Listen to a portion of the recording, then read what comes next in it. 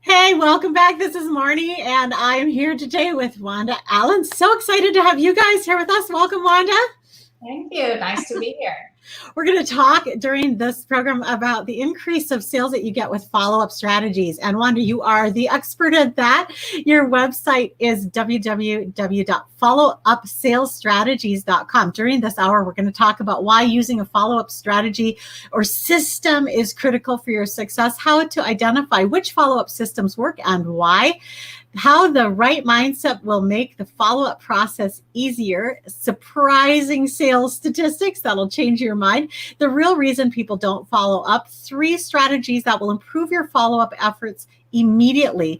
And Wanda's here today as an international speaker, coach, author, and award-winning business owner. She is the author of Follow-Up Savvy and Follow-Up Sales Strategies. She helps entrepreneurs, business owners, and sales professionals improve sales performance and strengthen relationships by developing follow-up skills. Welcome to you, Wanda. I'm so excited to have you. Thank you. I'm excited to be here. Yeah, and we are going to spend this hour talking about sales strategies. And for you guys who listen, a lot of you are women's ministry leaders, you are speakers, you are event coordinators, and you might be like, I don't do sales, but you do. You're all doing sales all the time. And that's why I was thinking, we hardly ever talk about sales on this show, but you know what? Everybody's doing sales all the time. Yes. Yeah. Because truly, at the end of the day, it's about relationships. Right. Whether it's a prospect, a client, a referral source, a member, it's about relationships. And all a sale is it's really me convincing you that you had a need that I could meet. That's really all a sale is. Yes. It's serving that prospect with your product or service. That's right. What it is. Yeah. And people get nervous with the word sales. I know. For people that don't like that word sales, you can just say, I'm serving. I'm not selling, I'm serving. Exactly. And the process of the sale is necessary because otherwise they don't even know that you can help them. Right. They have the need that you can meet, but they don't know it. Right. And so, I always say, if you don't follow up, if you don't have those conversations, you're actually doing a disservice to that prospect because you're not giving them an opportunity to do business with you and have that impact on their life. So you know that old saying where it takes 7 times for somebody to believe that the message is for them? Have you ever heard that? Like a marketing message or whatever? They take 7 times. Say it again. For a prospect to understand that message actually was for them. Have you heard that statistic? No, I haven't. Okay, yeah. And I think now with the media overload and with so much information overload, I think it probably takes several more times than that even for a person to recognize, oh, when she said she's available to do that, that was what she was talking about. I need that. I think it takes more. Yeah, I have heard that it takes 9 times for somebody to have automatic recall to your name. Good, yeah. Because there's just so much going on. Life is so busy and crazy. Yeah. Right. And that's just your name. That isn't even associating that you are my answer to my problem today. Yeah. Awesome. So talk about what we're going to really focus on during this program is the follow-up system. So you've got somehow the interaction going. You have some relationship with this person in some way. And now talk to us about why a follow-up system is critical. It's critical because research tells us that 80% of sales are made between the 5th and 12th contact. So that means you have to follow up, and only 2% of sales are made on the first contact. Wow. So you have to follow up to get that business, and prospects don't respond when we want them to. And just because they don't respond doesn't mean they're not interested. And that's what so many salespeople that's the trap they fall into. Well, I followed up once or twice and they didn't get back to me, so I assume they changed their mind or they weren't interested. And that's just not the case. And so you have to have a commitment to the follow-up side of sales, because that's what brings in the sales. Networking, prospecting, lead generation, that doesn't bring in the sale. That plants the seed, but what brings in the sale is the follow-up. Well, I'm excited to keep going with this conversation because I think the overwhelming concern of someone who hasn't thought about it this way is that they'll become a pest and they'll be seen as somebody that people want to avoid instead of someone they want to draw closer to. Yes, and those are fears, which is a huge reason, probably the primary reason why people don't follow up, is because there's so much of fear associated with following up. And so, yes, fear of being a pest. Well, if a prospect has their interest has been piqued in doing business with you, you can't be a pest. You're doing your job. If you're looking for customers in business, part of your job is to follow up, so you're not being a pest. And then you had mentioned, being pushy. That is a big fear that so many people have. If I keep following up, I feel like I'm being pushy. And the problem is that most people have that pushy salesperson in their mind that they don't want to be. Right. And what happens is they go so far to the other end of the spectrum to make sure they're not that pushy salesperson that they end up taking very little, if any, action at all.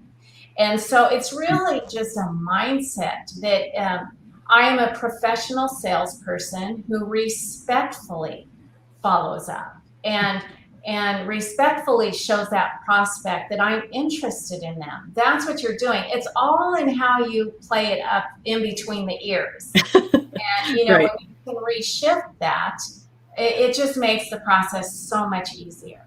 Yeah. So, I encourage for any of your listeners or viewers that feel like they're being pushy, just replace the pushiness with respectful and professional. And you can't be pushy when you're respectful and professional. They don't fit together. Yeah. Yeah. So how do we identify which follow-up systems might not work for us?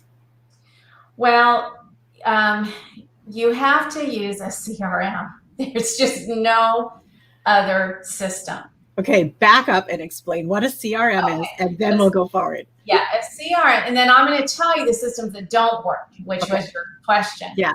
A CRM it's a computer program where it's like today's version of a Rolodex, if you will, but it's got reminder dates and note section.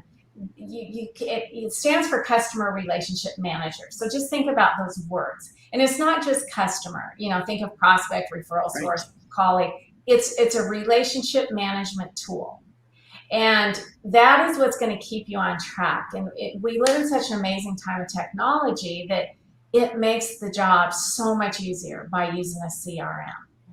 And, less is more, simpler is better. If you get a CRM that's too complicated, too complex, you're not going to use it. That's just our human nature. We stay away from difficulty. And, it's not a big investment either. You can get them for as little as $15 a month.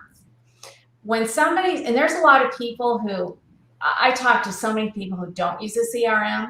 And I also talk to people who have a CRM but never use it. So that doesn't do any good. And if you're not using a CRM, the systems that don't work, which is what people use to replace a CRM, spiral notebook, pen and paper, flipping through pages of paper, trying to find information you wrote 3 weeks ago, how big of a waste of time is that?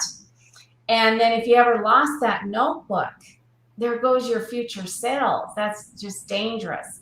Sticky notes, another common system. Those get lost in the paper shuffle. Cell phone, people are trying to make that their CRM. That's their system. And a cell phone was not designed to be a CRM. A lot of people still use Excel.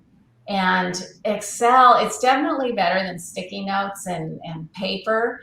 Pen and paper, but it's not good because number one, it's too labor intensive. The bigger your sheet is, you're scrolling up and down, left, right, moving columns. It's too much, and it's not automated, and that's a real problem too. Because when something's not automated, there's just too much room for error and oversight.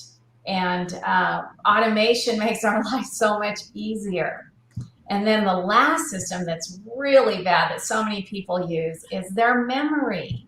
They think they will remember. I'll remember to call Sue in 2 weeks from today. And then you forget, and then you get embarrassed, and you feel guilty, and you're discouraged, and there's a lot of negativity attached with not following up effectively, not using that CRM system. So because we don't want to spend the whole hour talking about CRM, but we do want to let people know kind of the value of them and what they are. It's like the old tickler system where you had Monday, Tuesday, Wednesday, Thursday, Friday. Then you had the first week of the month, second, third, fourth week of the month. Then you had next month. Then you had next year, like that. And in your, you'd move your 3x5 cards along the way. But what the CRM does is it does that for you, but times up to thousands of connections. And that's why the tickler file doesn't work anymore, is because with technology, our worlds have just expanded so much. I mean, I don't just have relationships with people in my city to speak for them, relationships all over the world, all different time zones, all different, everything. So the CRM is really something that we would say for today. This is something you have to consider if you haven't. So what are the CRMs like I've used Nimble, but what are the CRMs that you recommend, or do you recommend? Well, I wish I could say this is the one for everyone. Yeah. We're all so different. It doesn't work that way. People always want to know what I use, and it's a very funny name. It's called Less Annoying, but it's a great system. There's so many out there. There's Zoho and Insightly, Pipedrive, PIPE Drive, HubSpot's another real popular one. But what I will suggest, if you don't have one and you're going to commit to getting one, research just a few at a time, because otherwise they're going to all start looking the same. You're going to get confused, and they're all designed for the same purpose. They just have different bells and whistles and features. But you've got to like it, because if you don't like it, you're not going to use it. Part of the reason there are so many available is because there are so many personality types, so many, like, for example, I hate the ones that look like mind maps and brainstorms. I can't stand that. I have to have very orderly rows and columns. But, if you're listening and you're more of the creative spirit and you like the other way, there are so many available. And you can take, if you even just Google Google in CRMs, and they're going to have like 2020 comparison charts, and you can look at 20 of them and start to narrow it down. But it's just, it's important to move into the 2020s now, amazing that, and to say, okay, I used to do it that way, but now I need to do it a different way. So how does well, first of all, maybe what is the right mindset? And then how does that make the follow-up process easier? Okay. So, I always talk about, we all have an inner child in us, when we're kids, and say, I don't want to do that. Well, we had adults in our lives that said, I don't care whether you want to do it, you're going to do it anyway. Right. But when we become adults and that inner child shows up and says, I don't want to do my follow-up work today. Well, you don't have to.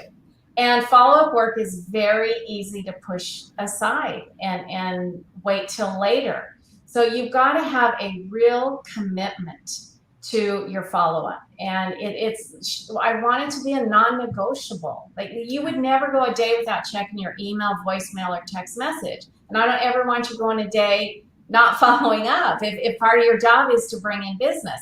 And I'm talking working days only, not 7 days a week.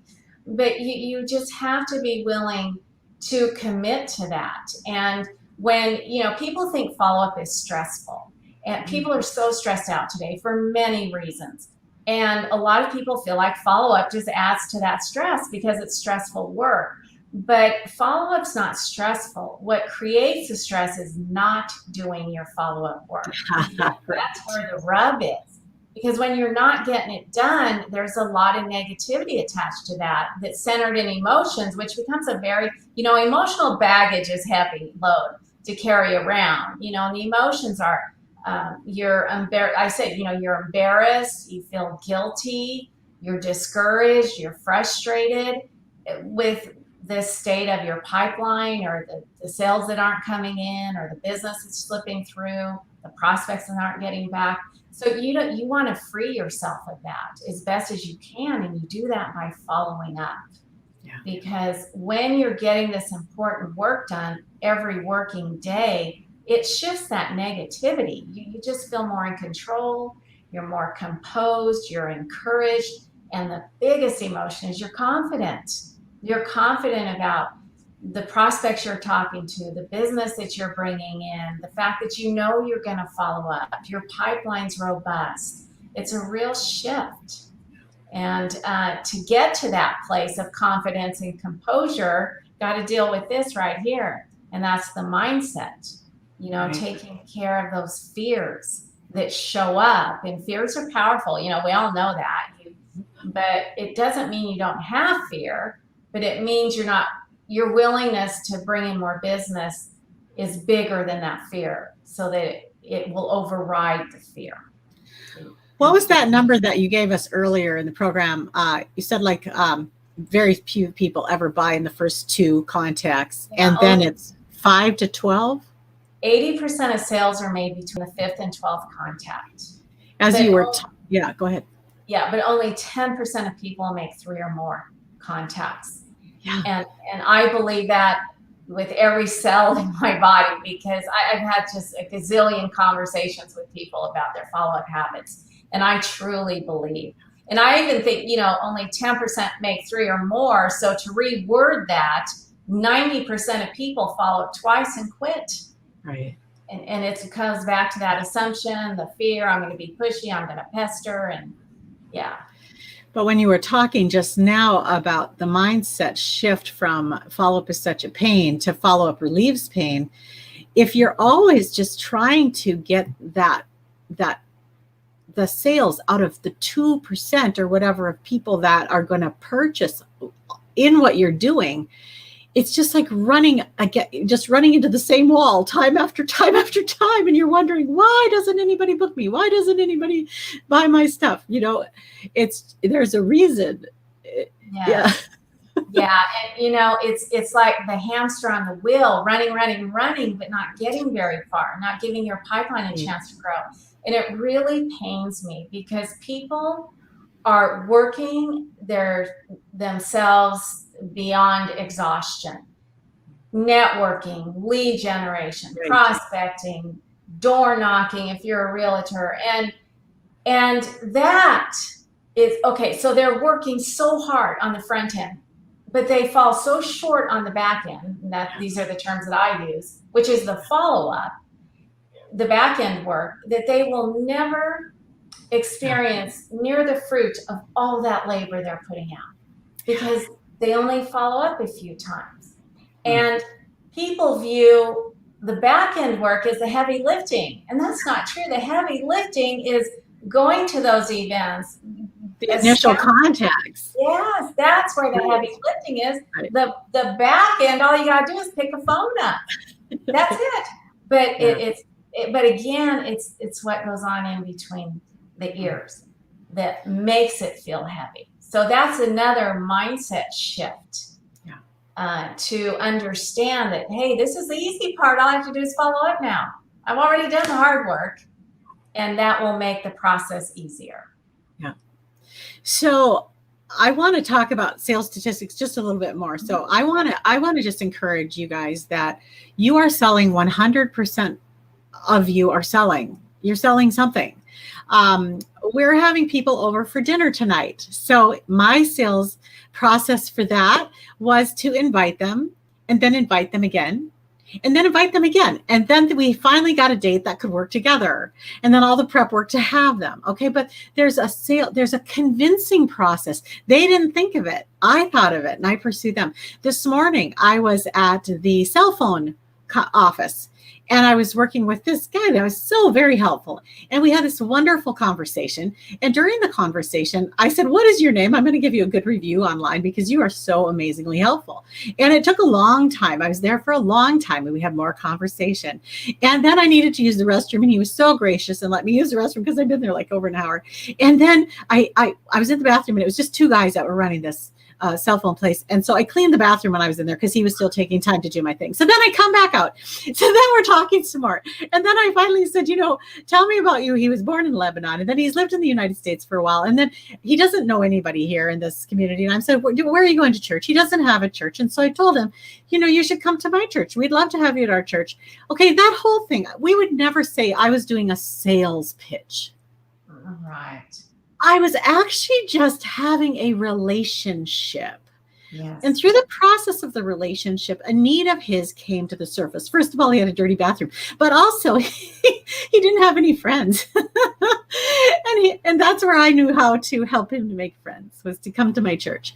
So as we are just meeting people and talking to them, 100% of you are making sales pitches and presentations, or should be, all the time, because you have resources that someone else needs. So as we talk about these sales statistics, I just want you to know that you're in them. You're part of this. This isn't somebody else's conversation. This is your conversation. Yeah. And you mentioned relationships. It's relationship management, I believe, is such a neglected area today because people are so busy. And from a sales standpoint, what happens with so many is they follow up on the prospecting side, establish a relationship, get the business, close it, drop the relationship, and they're off looking for their next new lead, prospect, client, and forgetting about everybody they've already done business with and also people they already know. So when you've taken the time to establish a relationship, don't let it go. Because every one of your listeners and viewers, they're sitting on a gold mine, huge gold mine, with people they already know, connections they've already made. But before you can tap into that gold mine, you've got to take care of those relationships. And like I say, relationship management is low on the list for a lot of people. And that makes me sad too, because at the end of the day, life and business is about relationships. And it just makes life easier. It makes business easier. It's been said that the most successful people have the best habits and the best relationships. So if that can be the two-pronged focus, then there's some magic that's going to happen. Yeah, I love that. So what's the real reason people don't follow up? Fear. We talked about fear. Fear of being uncomfortable. If you're not used to it, it's uncomfortable work, but in the beginning only. I want you to view follow-up as a muscle. The more you do it, the stronger it gets, the more developed it gets, and the thicker the skin will get, which means it's going to be easier. Fear of, we've talked about fear of being pushy, and then another big fear, which I think is probably the biggest fear, is fear of rejection, that 2-letter word. And, people just don't want to hear it. And it's my observation. There's no research on this, and there's women here.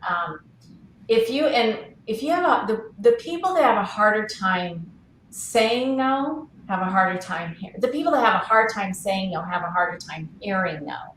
Wow, that's good. Yeah, it's really important that you get very comfortable with the word no. So I'll put a challenge out. If you're one that has a hard time saying no, I'm going to challenge you to say no to something every single day. And women tend to be, it's harder for women. It's easier for men. I'm generalizing here, but I think it's true. So if you say no to something every single day, because it's critical that you get very comfortable with that word, whether you're the one saying it or hearing it. Because no is part of the process. Nobody is so special that they can get into sales and never be told no. It's impossible. Not everybody you meet is going to be interested in your product or service. Wow. Fact. And so, really taking that in and recognizing that not everybody I talk to is going to be interested, but I'm looking for the one who is, the ones who are, and to get to them, you're going to come across people who aren't. So it's not personal. It's part of the process. And there's actually been research done that shows the most successful salespeople get the most no's. And it's because they make more calls than most people. Right. Because they're not just saying, okay, because you said no to me the first 2 times, therefore you're off the table. They actually are excited about getting no's because it gets them closer to the yes. And instead of saying that you're hearing no's, just say that you're hearing not quite yet. That's what it change that word. When they say, yeah, I'm just really not interested right now, hear them say it's just not the right time yet. It's going to come the right time. If you're the right person for them, it'll come the right time down the road. And if you're just not the right person, well, then you wouldn't want it anyway. I mean, it's like, that's not what you're here to do, is just shove things down people's throats that isn't right for them. But just to recognize that this is what you said there that I thought was so powerful. I do a lot of training on this, how to say no. So first of all, the phrase I like to teach women is, every time I say yes to something, I have in fact said no to something else. Mm-hmm. And every time I say no to something, I have in fact said yes to something else, because you actually can't, when you and I are here doing this interview, we can't also be playing with our kids or whatever else there might be to do. We are now committed to be here. So we said yes to this, which means we said no to everything else for this period of time. And so you're never really just saying no or just saying yes. You're always saying yes and no at the same time. That helps a lot. And then in the sales aspect of it, if the majority of people don't buy until the 5th to 12th contact, the 5th to 12th interaction, you literally have to say, okay, when they're saying no, they're not saying no forever, not necessarily. And if they do, fine. But most people, if you've done your research and you're with the right people or the right group of people, eventually they're going to have the need that you supply, and then they will think of you. Yes, and also understand that no is not where the pain is. The right. pain is in the ignore. I will take a no over an ignore any day of the week, because when somebody tells me no, I know where they stand. It's an update, it's a status. And so I always say, when you're following up, you're looking for one of two answers. You're looking for a yes or a no, because we know that not everybody's going to be interested. And so when it's a no, it's next. You're appreciative of that no, and I would just much rather have that than somebody ignore me, because then I got to keep following up, and I will do so professionally and respectfully. So yeah, no is not where the pain is. No is actually good, because you're moving on. And there's a great book. It's called Go for No. Have you heard of that? No. Go for No. It's a really easy read, and it's a great book that will really help you get comfortable with no. And it's a sales book, but it's really good. Yeah. So you're going for no's, because the yeses are in there. Right. So in a second, I want to start into the 3 strategies that will improve our follow-up efforts immediately. But before I go there, I want to just go back, because I maybe have been misunderstood in saying that even if they say no, just go after them as like they didn't say no. And I'm not saying that at all. I'm not saying that if they say no, they're saying not now. What I'm saying is that just because I don't need a new car now, just because I'm not in the market for a car now, does not mean I will never be in the market for a car. Now, if I'm not in the market for a car now, but I have a sales rep from a car company who wants to call me every week and just check if this week I might be interested, that's not going to work. I mean, you have to use some common sense here and say, just because they said no and not now doesn't mean you're going to just hound them until they're ready. That isn't what we're talking about at all. We're talking about relationships. And that person from the car dealership who just keeps on, maybe then every 6 months or every year, reaches out and just, with not even a sales pitch, just a hi, how are you? It's been crazy weather, whatever they're going to reach out with, just to stay on the radar and to not be selling every single time you're reaching out. So I don't want to be misunderstood to say, just no matter what they say, pretend like it isn't a no and just go for their juggler. That's not at all what we're talking about here. It's relationship. So do you have a follow-up on that before we get into the 3 strategies?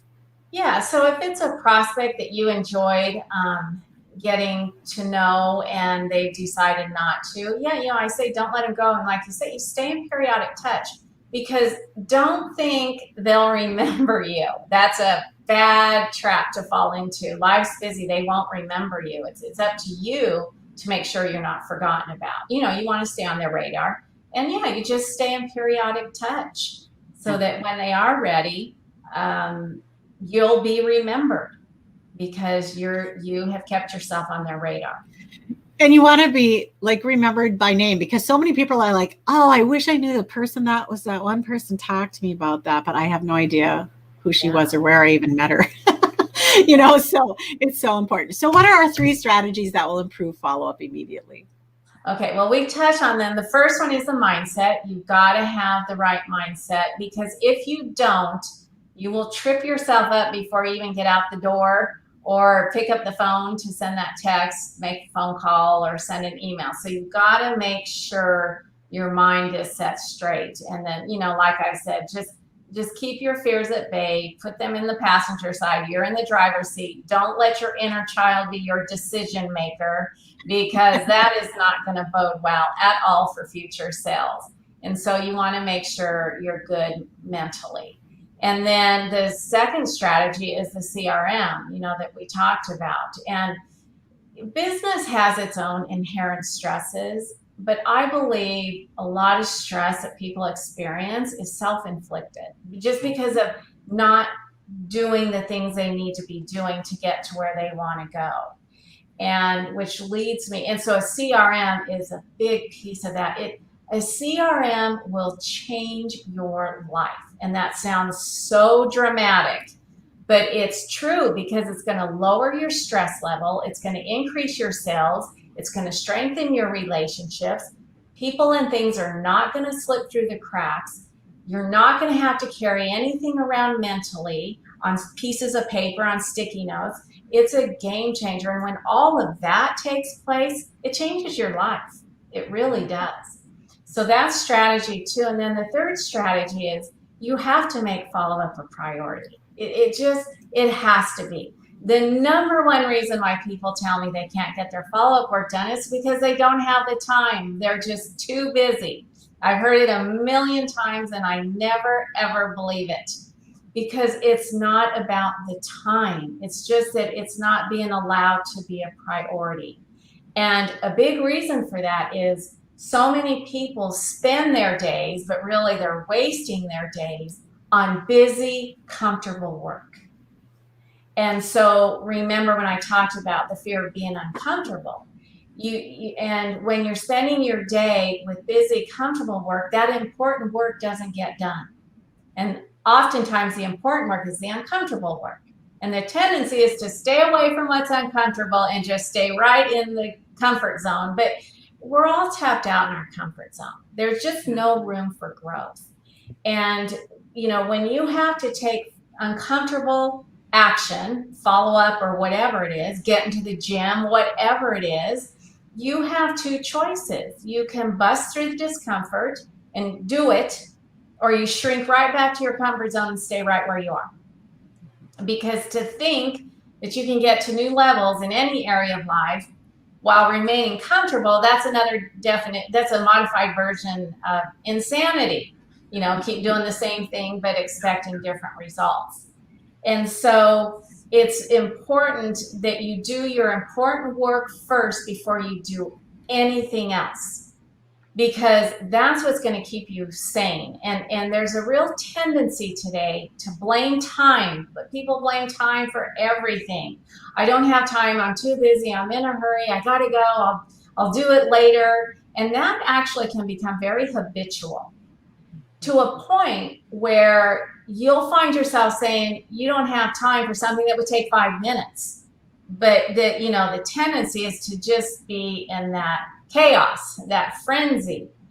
And I'm in no way suggesting that you're not busy, because I don't know any working person who's not busy.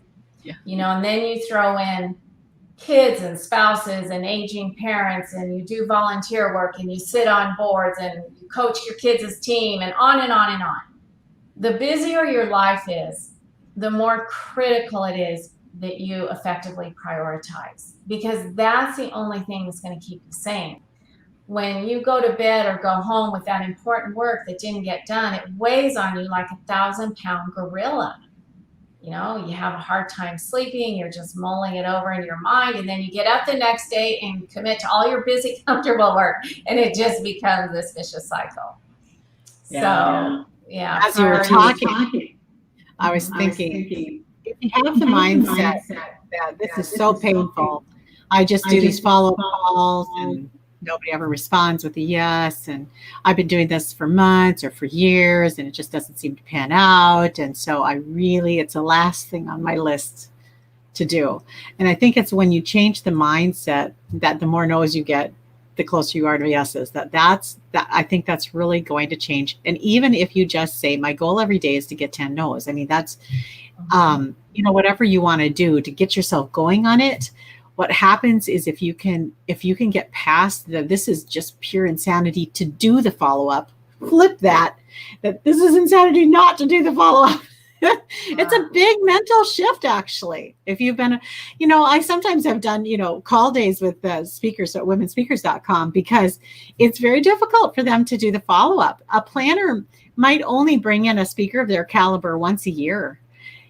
So it's very difficult to do follow-up because, my chances are once a year, if I missed it this year, next year, well, then it's the whole 3 years out before they can even consider me again. Why would I be following up? But the reality is that if you don't follow up, you do fall off the radar. That's just the bottom line. Yeah, you pull yourself out of the game. Yeah. And what happens when you follow up with all the contacts you're making, the prospects and leads that you're getting, if somebody says, follow up with me in a year, and you've got a robust pipeline, you're always making follow-up calls every day, and next thing you know, that shows up on your CRM, and you think, gosh, a year's gone by already, versus when you have only a few prospects that you're following up with, and one says follow up in a year, those sting. Oh, right. it hurts. If Exactly. you only have a few prospects and 2 fall out in the same week, that's a kick in the gut. It really hurts. And so you want to protect yourself from that feeling. And that's why it just constantly should be in motion in doing the back end work to all the front end work that's being done. Right. Absolutely. So this has been fantastic, really encouraging and super practically helpful. So thank you, Wanda, so much for that. And your website is followupsalesstrategies.com. If people go over there, what are they going to find? Well, they're going to learn about my services. I also, I have a free guidebook, 7 follow-up strategies to close more sales. They can get that. They can also sign up for a complimentary 30-minute strategy call where we'll talk about where they are and where they want to be. And just learn more about me. And that's what That's awesome. Well, this has been so much fun. I'm just so grateful. This is my first time to actually meet you. Just met you through a friend. So it's really fun to have had you here today on the show and just to pick your brain. And you obviously have done a lot of work to get to the level of helping people that you're at. So you guys want to really be sure to check out Wanda's stuff over at followupsalesstrategies.com. Awesome. Thanks again, Wanda, for being here. You're so welcome. Thanks for having me. And thanks you guys for being here. I just love having you with us during these programs. And I hope that you'll share this with your friends and also take it to heart. And don't forget to follow up. Following up is just critically important to your success. And it's not all that hard. Once you get your head around it, it's just easy to do. All right. Have a wonderful day. See you next time. Bye-bye.